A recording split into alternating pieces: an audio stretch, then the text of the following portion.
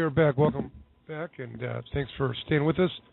Listen to Planet Green Trees, officially episode 200. We're calling it Celebrating Episode 200, and we have a couple of these that people were kind enough to call in and leave messages. Jamie's going to play one of the... You hear it now? Yeah. No, can't hear it.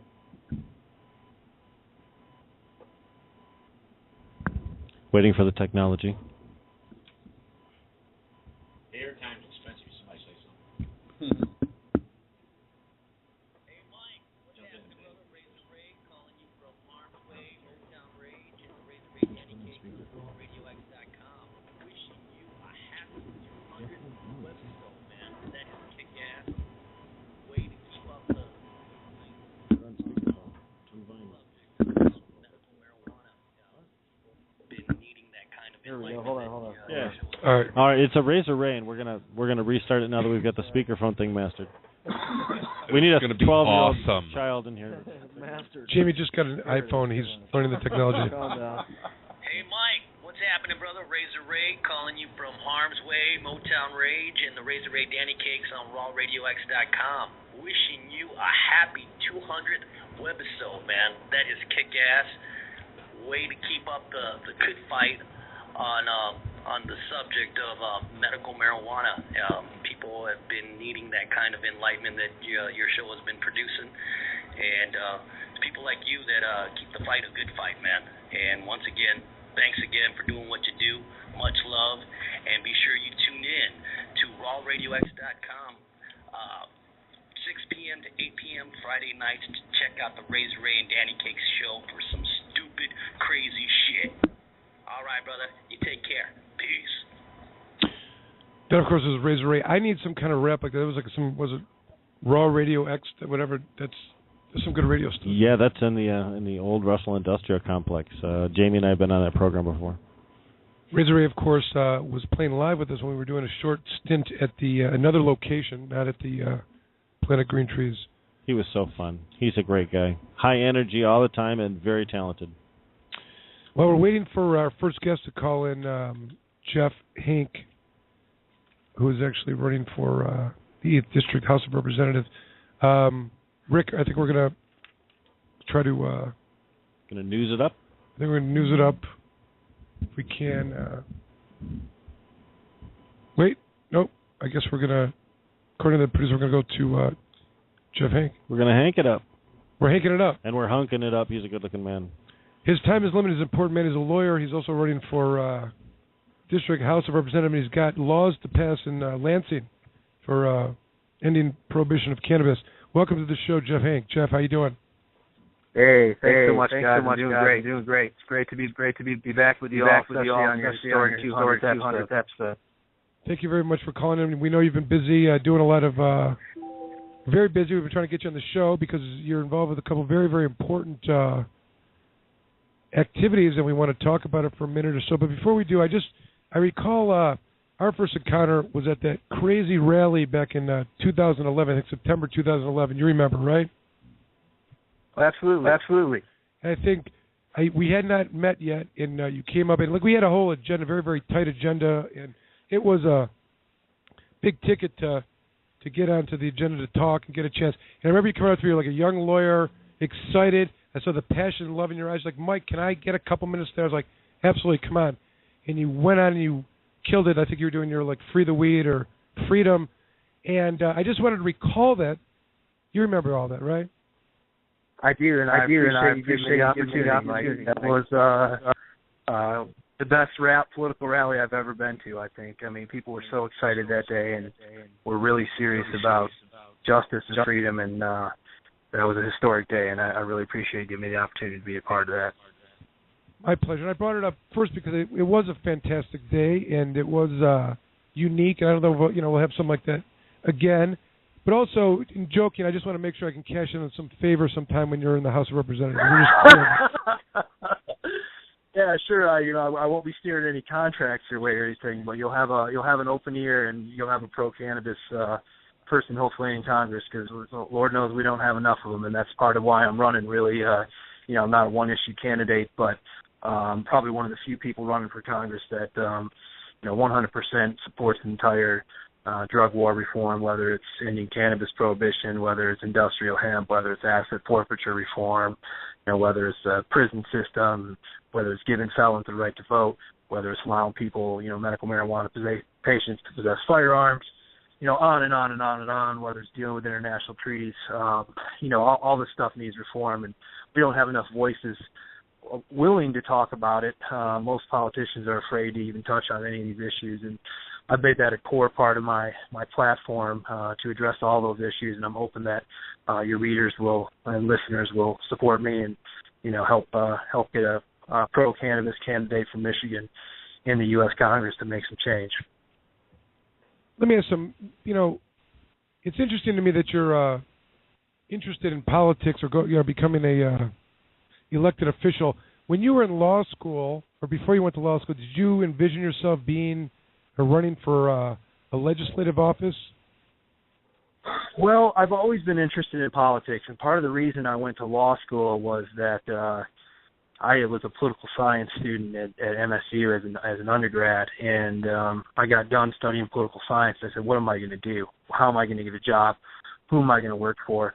And I always viewed law as a good profession because I figured it would help provide me with an educational basis to either get into politics or hopefully to make a good living, doing things I'd enjoy or what I thought I'd enjoy if I decided not to. So I always wanted to live my life where I didn't want to live to be a politician. I didn't want to not speak my mind or not do certain things or be afraid to live a certain way. I just wanted to, be a normal person. But that being said, I'd always been interested in politics too. So it's something I thought about, but I didn't specifically have a plan to do it. So, but it all fits together really well.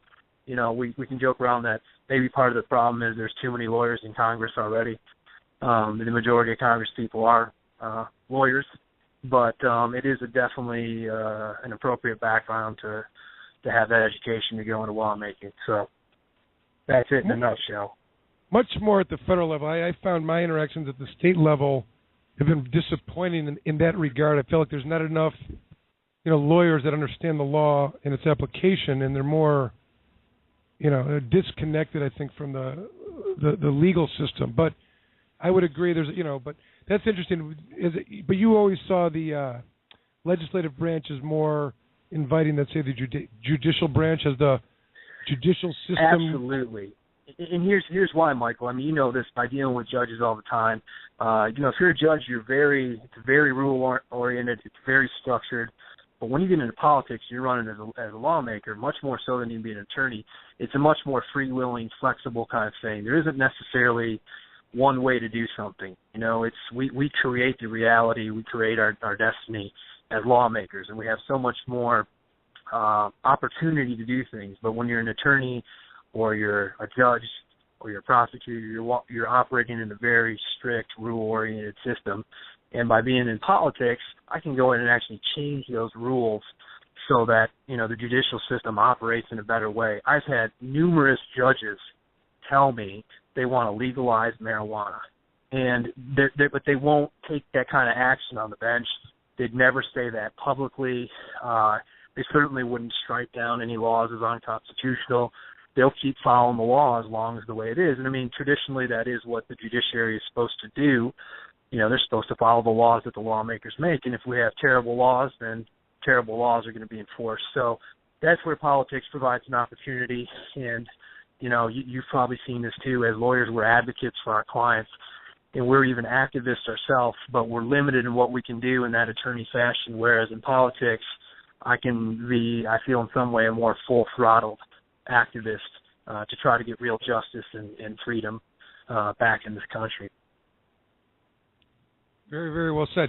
Explain to the listeners, if you would, just give us the introductory version of this seat you're running for, what the history behind it is, who's been in the past, how does it happen, and what do you have to do to accomplish your goal of being elected? Like, what are the primaries or the other opposition and things to that effect? Right. This is the 8th Congressional District in Michigan. It's a seat currently held by Republican Mike Rogers, who is the head of the House Intelligence Committee. He's one of the most powerful members of Congress. He's one of the biggest fundraisers in Congress, and he's retiring. It had been a Democratic district years ago, but Mr. Rogers has been in Congress for over a decade now. It's a Republican-leaning district slightly because of the way it's been gerrymandered. It changes from cycle to cycle, but it contains Ingham County, which is about half of the Little Lansing area, Livingston County, in the north parts of Oakland County. So for the first time in quite some time, a lot of the political analysts look at this as it might actually be a competitive district, because most districts, they're pretty much engineered so that either Democratic or Republican candidate's going to win. This one, even though it leans Republican, there's an actual opportunity here to have a real electoral contest, which is pretty rare. So that's one of the reasons I jumped in. There's 4 Democrats running, and there was 2 Republicans now. Another one had dropped out. There's an independent candidate, and I presume there'll be a Green Party and Libertarian candidate. So the voters will actually have quite a choice here. But we have a primary in August, and I think, part of the reason why I'm running is that, I'm not a safe answer politician. I'm trying to actually talk about ideas, talk about policies, and, really shake things up. And because of that, I think I've already had at least one of the other Democratic candidates publicly take a stance that, cannabis should be legal and taxed and regulated. So I feel that even if I'm not successful, just by advocating for these ideas and trying to elevate the political discourse in this country, that I'm going to have a positive effect. The two of the themes in my campaign, one is that we need an American Renaissance, and we need a Renaissance in all sorts of ways, whether that's just our political discourse, whether that's judicial reform, whether that's money in politics, whether that's how we deal with the environment, you name it. We have the ability and the opportunity to do just amazing things in this country. We just have so much opportunity, and I think that we're squandering way too much of that. And the way we get to that Renaissance, I think, and this is a second theme of my campaign, is that we have to elect statesmen or stateswomen and not politicians. We can't think in 2-year election cycles. We can't think just about raising money. We really have to have people who care about the country in general and care about the principles of, life, liberty, and the pursuit of happiness, and all these great fundamental values and these great, human values that America is supposed to represent the embodiment of, the best of. And so what I'm trying to do is trying to focus on that, trying to change the typical discourse. And I think that even if I'm not elected, that I will influence the debate in that manner, and that's a good thing. And that we all have to do that. We're all citizens of this country, or, we want to be citizens of this country, and we have a duty as citizens of this country to participate. So what I'm really trying to just do is, answer the call to civic duty and improve the situation. So if any of your listeners are out there, they're looking for a pro-cannabis candidate support, I have a website. It's votehank.org, Hank. I really don't have any content up on the website yet, but that'll be developed in the next few days here. I'm looking for support, whether it's volunteers, whether it's just word of mouth, whether it's financially. You can donate to PayPal, and I'm just trying to get the message out there. And a lot of your listeners probably have heard of me before, and, I'm a bona fide cannabis supporter. I'm not someone who's just jumped on this issue because it's politically popular. I've tried to lead on the issue in my own small way, and I'm really happy to be part of this general Michigan family of cannabis activists, which include you and include Jamie and just include a whole host of people. I mean, we've got a really great cannabis activist community in Michigan, and I'm just, even though we sometimes get in our little internal disputes about policy or whatever, I think we're very fortunate to have the group of people we do in the state of Michigan advocating for what we're doing. I think we're not too far off from achieving victory in a lot of the things that we've been trying to achieve. So it's just great to be able to be involved in all this.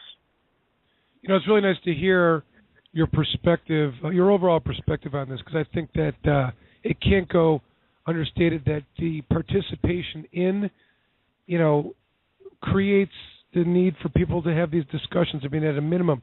But let's talk about it the other perspective. There's something that has to happen in order for you to, become, more. In other words, are the other candidates? Is there potential at some point where, the Democratic Party gets behind you and gives you money to run, or are there other, people that will support a candidate that exist out there that, as things go forward, that they're going to start contributing? I know that's all about campaigning, but is there a golden brick road that can be followed here? Well, presumably once the primary is over, then the party would get behind you. For the most part, what I've been hearing anyway, at least officially, the different parties or the county parties don't endorse a candidate. They let the primary process happen, and then at that point, presumably, different people will line up behind you. And then at a national level, I'm sure there'll be an assessment of whether any candidate or party has a chance to actually win the seat and how much resources are put into that. And in my particular district, the 8th, for years the Democratic Party has not poured financial resources into it because they pretty much viewed it as unwinnable. I mean, Mike Rogers, for all the criticisms I could make of him, was an effective politician, and he was effective at fundraising and winning elections. So in some ways, the Democratic Party did not, at a national level, contribute financially to winning here. And this may be the first year in quite a long time where that's changing. So I do hope that I make it through the primary, and I think that, one of the things that I offer to people is that in the general election, I think I'm probably the most electable candidate because I'm not, I'm running as a Democrat and support the Democratic Party platform. In many ways, I think as a small business owner, as an attorney, and as someone who's a real big believer in civil liberties, including the right to bear arms, that I can appeal to a lot of the moderate Republicans, independents.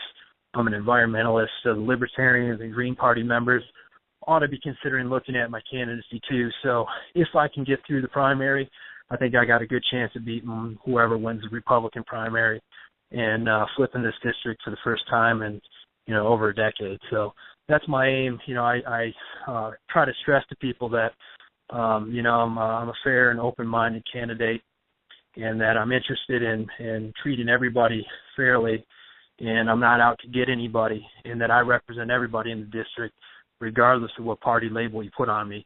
And too often in politics, we deal with labels and sound bites, and we don't really get into the substance of things. And I know from just being on the street talking to people, I can tell you, Michael, the number one issue you hear about is roads. And everybody talks about it. It doesn't matter if you're Democrat or Republican. And they're starting to fix that, I think, at the state level. But people have real basic stuff they care about. When you get past the labels, you get into substance, people are actually interested in having a discussion. And the top 5 or 6 things I heard on the streets talking to people, cannabis issues were probably number 5 or number 6 of the most thing that was most said to me on the street, which is pretty remarkable. When you think of all the issues that we face as a country, that was the 5th or 6th most popular thing that people asked me about on the street when I was trying to get them to sign a nominating petition. So this is an issue that your show is covering and that a lot of people care about. So, I think I got a pretty good chance of pulling this off. It's just really reaching out to people and hopefully, unfortunately raising a few dollars to help get the message out. I'm interested because you're so articulate about your platform. It would seem to me that I don't know. As opposed to other candidates that aren't as specific about how they're going to vote and whatnot, that endorsements. When does the endorsement process begin? Like I could think about all the legislators that I don't know if they have those kind of endorsements matter, but organizations and other like lawyer organizations or bar associations or I'm sure the multiple hemp and cannabis organizations. But what about getting into like the police or when do those things start happening, and who are the ones that are going to influence? Who are the most important endorsements to get, for example, in your district? Yeah, great question. The endorsement process, I think, is just kind of starting. There's only been an endorsement or two that's come out that I've heard of, and they've been for the Republican candidates, and that was like the Michigan Credit League Union. We're just now receiving questionnaires from different special interest groups, seeing where you stand on an issue. So I think probably over the next month or two, you'll start to see people getting endorsements. I would like to think that I would receive most of, the cannabis community's endorsements. A lot of people, I'm the only attorney in the race on the Democratic side. I'd like to think that attorney groups would support me, and you could even call me the pejorative trial lawyer. I, do represent consumers and others, and I've been a class action attorney and whatnot. So presumably I'd like to think some of those, traditional groups might endorse me. But to be honest with you, Mike, I really don't look to any particular group to endorse me. In fact, I filled out a questionnaire the other day that asked what is the number one endorsement I'm looking for, and I said the voters, because ultimately that matters. Endorsements are great, and they can help with fundraising, and they can get their members to want to support someone, but one by one, you win the election by getting the actual voting public out there for you. So right now I'm really focused on who votes in the Democratic Party in the 8th District in the primary. And I have to win that, and then from there you campaign for the general election, and at that point I'll be reaching out more just to the general public to make my case. So that's really what I'm focused on now. I'd love to get any endorsement I could, but at the same time I'm not going to answer a questionnaire a certain way or, sell all my values to, get a endorsement from one group or another. Understood. So tell us, if you can, what's happening now with the Lansing. In the middle of all this, that you're participating, you're also working on the Lansing ballot initiative to East Lansing. I'm sorry. Lansing was last year. That's been accomplished. Check that off the list. East Lansing this year, in terms of legalizing cannabis, what exactly would be changed with this law when it passes, and where does the progress of it stand at this point? We're collecting signatures right now. We still got 2.5, 3 months to go, so we should be on track to do that. We need roughly over 1,300 valid registered voter signatures, very similar to what Lansing, Ferndale, and Jackson did last year, although this year we've added some language covering transportation from one place to another. This would allow the use, possession, transfer, and/or transportation in between private property for adults over the age of 21 for up to an ounce of cannabis. I had been a little interested in maybe pushing the language a little bit farther to allow higher amounts or maybe to allow cultivation and other things, but we decided to kind of stick with a model that works, and as you're probably familiar with now, there's about 10 or 12 or 13 other cities or counties that are actually going to try to pass the same thing this year across the state. So a lot of people were inspired last year, and I hope that all of us win this year, because that's going to be just a resounding shockwave sent through Michigan politics if it happens. So we're doing our part here in East Lansing. We're just one community, but hopefully we improve our situation here, and that's what I would suggest to your listeners, is that you can make a difference in your own community. Even a guy like me who's trying to run for Congress and influence things at a national or international level, a lot of times, they say all politics is local. And if you can make things better in your own hometown, don't overlook that or don't denigrate that, because it can mean a lot. We've heard really good reports from both Jackson and Lansing about the police behavior since the 2 different initiatives were passed last year. I've heard more mixed results about Ferndale not respecting the will of the voters, but every community that passes one of these is going to have to ask itself that question and look in the mirror, whether or not the police are going to respect what the voters passed, or if they're going to, act in opposition to that and enforce a state law, which the voters clearly don't agree with. So I encourage everyone to get involved in one of these local campaigns, because it does make a big difference. So we're on track with that, and, it's just another thing to be, really excited to be involved with. Fascinating. So, looking forward, do you think? First of all, how does? You're not running this whole thing by yourself. Is there like a campaign, central where, you're? And how much? Is there like a mentor out there? Is there someone that gives guidance on these things, or is that something that comes with as you move forward and you begin to get better funded? You know what I mean? Are there people? Well, here in East Lansing, Mike, I formed a political committee, but it's Coalition for a Safer East Lansing, and I haven't really been involved in collecting the signatures myself. I'm just kind of coordinating the effort, and we've had some student volunteers out there working to do it. This isn't a big money campaign. This is all just really, no pun intended, grassroots kind of stuff, people who want to change policy and are going out and getting their friends and family and neighbors and people on the street to sign up. So, the mentoring, I kind of learned and got involved in this from Chuck Ream and Ten Beck and Ryan Bayshore when we started the Lansing Initiative, and Ben Horner. We were the sort of 5 guys who got together, met at my office, and put together the Lansing deal. And then, after the success of all that in the past year, I think everyone's gone their own separate way to do something in their own community. So I've basically just been overseeing some volunteers in East Lansing getting this thing together. So, but I have to give credit to the people who kind of taught me the way to do this. And that would be primarily Chuck Ream and Tim Beck. Excellent. I think we're hoping to hear from maybe one or two of those guys in the show, possibly calling in, I guess. Am I right about that, Producer Jamie? That's right. Okay. Okay. All right, listen, Jeff, I know you're got a lot on your plate. I don't want to keep you. I really appreciate you calling in, and it sounds like you got a great plan and strategy. We will, as a commitment from Planet Green Trees, do all that we can to support, encourage, get endorsements, mention your name every week. Please call back and report in whenever you can and whatever we can do to help, because we love your message. I'm speaking for, even though I'm speaking for everybody. We love your message, and we can only wish you the very best and whatever we can do to help. I really appreciate that, Michael. I just put in one final plug. Go to votehank.org or like my page on Facebook. It's Jeffrey Hank. One other thing your listeners should be aware of, I have been calling and trying to get the other candidates to commit to a unified call for a release of the Lansing 7. We also call them the Okemos 7 here, and that includes Ryan Bayshore and other political prisoners who were compliant with state medical marijuana law but are serving time in federal prison. And so far, I haven't got any other candidates to agree to that, but I'm going to stay on them about that, and I'll keep you updated on that. This is something that affects us here in our own local community and also affects people in Michigan, but this is what we need our politicians to do.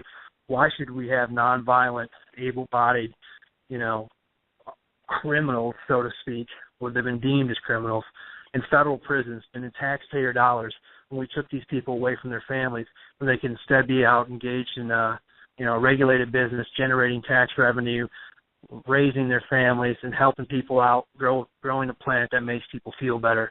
And when you think about that in the abstract and how absurd that is, that should be motivation for all your listeners to get up and get involved in one of these campaigns going on across the state, or even to run for office themselves. So I appreciate all your support and letting me on here, say hi to everybody there for me. And, if people want to help out, go to my Facebook page or look me up on the internet. Thanks a lot, guys. All right, Jeff, thank you very much. Have a great night. Take care. Congratulations on your show. Thanks. Thank you very much.